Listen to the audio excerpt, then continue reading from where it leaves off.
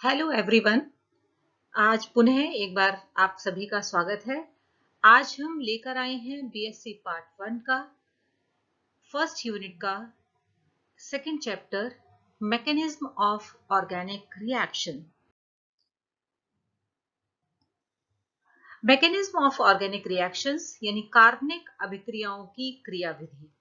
जैसा कि आप यहाँ देख रहे हैं कि कोई एक मॉलिक्यूल है AB जो कि C से रिएक्ट करके AC व B बना रहा है, यानी इसमें AB के बीच में बंध टूट रहा है और AC के बीच में बंध बन रहा है। यानी हम कह सकते हैं कि किसी भी ऑर्गेनिक रिएक्शन में एक या अधिक कोवेलेंट बॉन्ड टूटते हैं तथा एक या अधिक नए बॉन्ड बनते हैं। इनको हम रिएक्टेंट कहते हैं, यानी A, B and C are reactant and AC and B are product.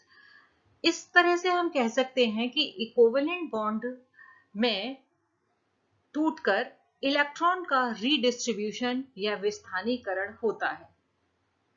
Usually reactant का प्रोडक्ट में चेंज कई स्टेप्स में यानी कई पदों में होता है। अतः हम इस मैकेनिज्म ऑफ रिएक्शन को कैसे डिफाइन कर सकते हैं? Mechanism of an reaction is the detailed study of different steps through which an organic reactions proceed। या हम कह सकते हैं कार्बनिक अभिक्रिया की क्रियाविधि उन वास्तविक पदों के विस्तारपूर्ण अध्ययन की प्रक्रिया है जिसके द्वारा वह क्रिया संपन्न होती है। यानी हमें किसी भी रिएक्शन की विभिन्न पदों का अध्ययन करना ही मैकेनिज्म ऑफ रिएक्शन कहलाता है।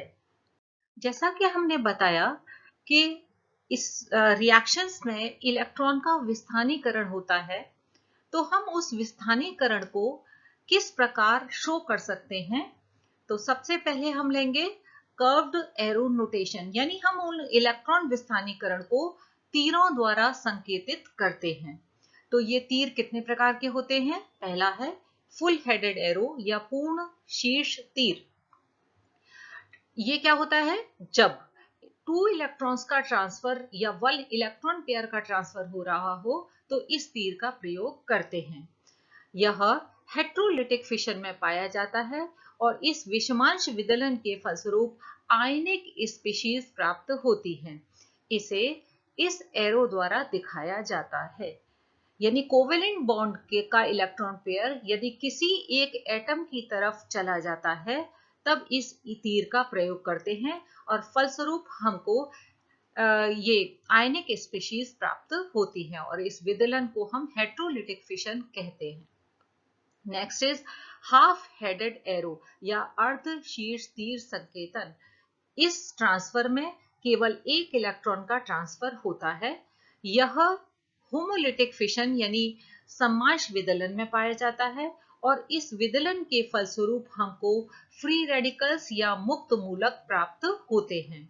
इसे हाफ हेडेड एरो द्वारा प्रदर्शित किया जाता है। इसमें इसका दूसरा इधर साइड नहीं लगा हुआ, इसे हम फिश हुक एरो भी कहते हैं। जैसे हम इसमें देखें तो कोवेलेंट बॉन्ड 2 इलेक्ट्रॉन से बना होता है, तो एक इलेक्ट्रॉन इस A की तरफ चला गया और दूसरा इलेक्ट्रॉन इस A की तरफ चला गया, फलस्वरूप हमको फ्री रेडिकल्स प्राप्त होते हैं। Next is double headed arrow या द्विशीर्ष तीर। यह दो अनुनादी संरचनाओं यानी रेजोनेटिंग स्ट्रक्चर्स के बीच में लगाया जाता है। इसे डबल हेडेड एरो इस प्रकार दर्शाया जाता है जैसे कि इसमें दिखाया गया है। ये इसके दो रेजोनेटिंग स्ट्रक्चर्स हैं, इनके बीच में हम डबल हेडेड एरो लगाते हैं। अब आते हैं cleavage of a covalent bond यानी सहसंयोजक बंध का विखंडन। जैसा कि हमने पहले भी पूर्व की स्लाइड में देखा था, विखंडन दो प्रकार के होते हैं, होमोलिटिक फिशन और हेट्रोलिटिक फिशन। तो सबसे पहले लेते हैं हम होमोलिटिक फिशन। इसमें 1 इलेक्ट्रॉन का ट्रांसफर होता है प्रत्येक बॉन्डेड एटम की तरफ, यानी प्रत्येक बंधित परमाणु की तरफ एक एक इलेक्ट्रॉन चला जाता है और इस बंध विखंडन के फलस्वरूप हमको फ्री रेडिकल या मुक्त मूलक प्राप्त होते हैं। जैसा कि यहाँ प्राप्त हुआ है एक इलेक्ट्रॉन बी की तरफ और एक इलेक्ट्रॉन ए की तरफ, और ये फ्री रेडिकल्स हैं। यहाँ एक बात बताना चाहेंगे कि पाई बॉन्ड के विखंडन से बाई रेडिकल या द्विमूलक प्राप्त होते हैं। देखिए यहाँ पर ये सिग्मा बॉन्ड है, ये पाई बॉन्ड है। पाई बॉन्ड ब्रेक होगा एक इलेक्ट्रॉन बी की तरफ और एक इलेक्ट्रॉन ए की तरफ, और सिग्मा बॉन्ड तो इंटेक्टेड है। यानी अब क्या हुआ कि इस स्पीशीज में एक ही स्पीशीज पर दो फ्री रेडिकल है, इसलिए इसे हम कहेंगे बाई रेडिकल या द्विमूलक। Hybridization of carbon in free radical is sp2 and shape is trigonal planar या triangular planar। यानी कार्बन का हाइब्रिडाइजेशन फ्री रेडिकल में sp2 होता है। ये देखिए कार्बन है, ये तीनों sp2 हाइब्रिड ऑर्बिटल्स हैं, और ये जो फ्री रेडिकल है वो अनहाइब्रिडाइज्ड pz ऑर्बिटल में रहता है। ये फ्री रेडिकल तीन प्रकार के होते हैं, प्राइमरी, सेकेंडरी और टर्शरी। ये इस बात पर निर्भर करता है कि जो फ्री रेडिकल है वो प्राइमरी कार्बन पर है या सेकेंडरी कार्बन पर है या टर्शरी कार्बन पर है। अब हम आते हैं इसके स्टेबिलिटी ऑर्डर यानी स्थायित्व के क्रम पर। इस प्रकार स्थायित्व होता है, सबसे कम स्थायी होता है मिथाइल फ्री रेडिकल, उसके बाद इथाइल, उसके बाद आइसोप्रोपाइल और उसके बाद टर्शरी ब्यूटाइल। ये एलाइल फ्री रेडिकल है, ये बेंजाइल फ्री रेडिकल है, ये डाइफिनाइल मिथाइल रेडिकल है और ये ट्राइफिनाइल मिथाइल रेडिकल है। यदि हम इसको दो भागों में बांट दें, यानी यहां से यहां तक एल्काइल फ्री रेडिकल की स्टेबिलिटी देखेंगे और इधर से हम इनकी स्टेबिलिटी ऑर्डर देखेंगे। तो ये जो फर्स्ट टाइप के रेडिकल्स हैं, इनके स्थायित्व को हम हाइपर कंजुगेटिव इफेक्ट द्वारा समझा सकते हैं। जैसे देखिए ये टर्शरी ब्यूटाइल फ्री रेडिकल है, इसमें अल्फा हाइड्रोजन की संख्या 9 है। जैसा कि हमने पूर्व की स्लाइड्स में भी, पूर्व वीडियो में बताया था कि फ्री रेडिकल के अल्फा कार्बन पर जितने हाइड्रोजन होंगे उन्हें हम अल्फा हाइड्रोजन कहेंगे। तो ये फ्री रेडिकल है, अल्फा कार्बन ये तीनों हो गए, यानी अल्फा हाइड्रोजन की संख्या हो गई 9, यानी हाइपर कंजुगेटिव स्ट्रक्चर बनेंगे 10। और इसमें देखिए इसमें 6 अल्फा हाइड्रोजन है, इसमें 3 अल्फा हाइड्रोजन है और इसमें कोई अल्फा हाइड्रोजन नहीं है, अतः यह सबसे कम स्थायी होगा।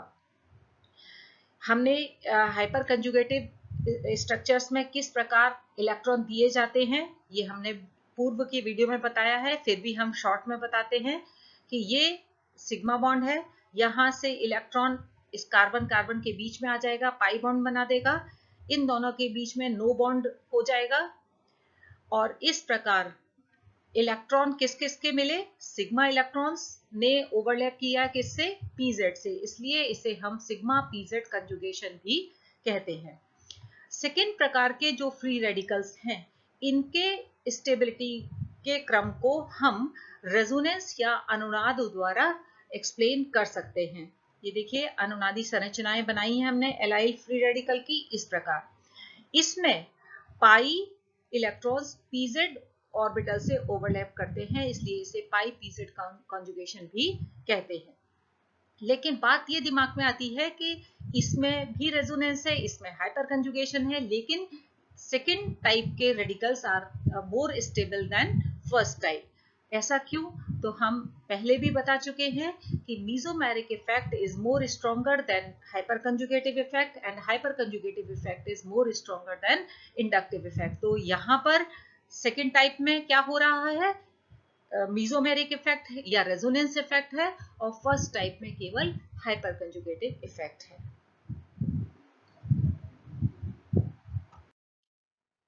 दूसरे प्रकार का विदलन होता है विषमांश विदलन या हेट्रोलिटिक फिशन। इसमें एक इलेक्ट्रॉन पेयर किसी एक एटम की तरफ जाता है और उसके फलस्वरूप या तो कार्बोकेटाइन बनेगा या कार्ब एनाइन बनेगा। तो सबसे पहले हम लेते हैं कार्बोकेटाइन या कार्बोनियम आयन। यदि जो भी ग्रुप अटैच्ड है कार्बन से वह कार्बन से अधिक इलेक्ट्रोनेगेटिव है तो कार्बन पर पॉजिटिव चार्ज आता है। जैसा कि यहाँ पर देख रहे हैं आप, X is more electronegative than carbon. तो इसका विदलन के फलस्वरूप यानी क्लीवेज के फलस्वरूप इलेक्ट्रॉन X एटम की तरफ जाएगा, कार्बन पर पॉजिटिव चार्ज आएगा और X पर नेगेटिव। कार्बन पर पॉजिटिव चार्ज है इसलिए हम इसे कार्बोकेटाइन या कार्बोनियम आयन कहते हैं। इसमें कार्बन का हाइब्रिडाइजेशन sp2 व शेप ट्रायंगुलर प्लेनर होती है। स्टेबिलिटी का क्रम बिल्कुल फ्री रेडिकल की तरह होता है, यानी methyl carbocation is least stable, उसके बाद इथाइल, उसके बाद आइसोप्रोपाइल, उसके बाद टर्शरी ब्यूटाइल, उसके बाद एलाइल, उसके बाद बेंजाइल, उसके बाद डाइफिनाइल मिथाइल और उसके बाद ट्राइफिनाइल मिथाइल। हम उसी प्रकार इनको दो भागों में अध्ययन कर सकते हैं। The stability of first type can be explained on the basis of hyperconjugation. क्यों? क्योंकि टर्शरी ब्यूटाइल कार्बोकेटाइन में 9 अल्फा हाइड्रोजन्स हैं, आइसोप्रोपाइल में 6, इथाइल में 3 और मिथाइल कार्बोकेटाइन में कोई अल्फा हाइड्रोजन नहीं होता, इसलिए मिथाइल इज लीस्ट स्टेबल। और सेकेंड टाइप के जो कार्बोकेटाइन है उनकी स्टेबिलिटी को हम अनुनाद द्वारा समझा सकते हैं। इसमें एलाइल कार्बोकेटाइन का अनुनाद दिखाया हुआ है। बेंजाइल में 3 रेजोनेटिंग स्ट्रक्चर्स बनेंगे, डाइफिनाइल मिथाइल में 6 रेजोनेटिंग स्ट्रक्चर बनेंगे और ट्राइफिनाइल मिथाइल कार्बोकेटाइन में 9 रेजोनेटिंग स्ट्रक्चर बनेंगे। एक एरोमेटिक रिंग से 3 रेजोनेटिंग स्ट्रक्चर्स बनते हैं। Again, these type of carbocations are more stable than first type because mesomeric effect is more stronger than hyperconjugative effect. Next is carb A9. यदि carbon से जुड़ा हुआ atom carbon से less electronegative हो तो carbon पर नेगेटिव चार्ज आएगा, और कार्बन पर नेगेटिव चार्ज है तो हम उसे कहते हैं कार्ब एनाइन। इसका हाइब्रिडाइजेशन sp3 होता है व शेप पिरामिडल होती है, जैसा कि यहाँ पर दिखाया गया है। इसमें जो ये sp3 हाइब्रिड ऑर्बिटल में ही लोन पेयर ऑफ इलेक्ट्रॉन होगा और इसके कारण इसका शेप टेट्राहेड्रल ना होकर कुछ पिरामिडल हो जाता है, क्योंकि यही 3 बॉन्ड्स बनते हैं। और इनकी स्टेबिलिटी का ऑर्डर जो प्राइमरी है यानी मिथाइल कार्बेनाइन सबसे ज्यादा स्टेबल होता है और टर्शरी ब्यूटाइल कार्बेनाइन सबसे कम स्थायी होता है, क्योंकि कार्बन पर जितनी ज्यादा इलेक्ट्रॉन डेंसिटी होगी स्टेबिलिटी उतनी ही कम हो जाती है। क्यों? क्योंकि कार्बन बहुत छोटा सा एटम है, बहुत ही स्मॉल एटम है, ये बहुत अधिक इलेक्ट्रॉन डेंसिटी को एकोमोडेट नहीं कर पाता है। तो कार्ब केटाइन और कार्ब एनाइन में जस्ट रिवर्स ऑर्डर होता है। कार्बोनियम आयन में मिथाइल कार्बोनियम आयन सबसे कम स्टेबल होता है, जबकि कार्ब एनाइन में मिथाइल कार्ब एनाइन सबसे अधिक स्टेबल होता है।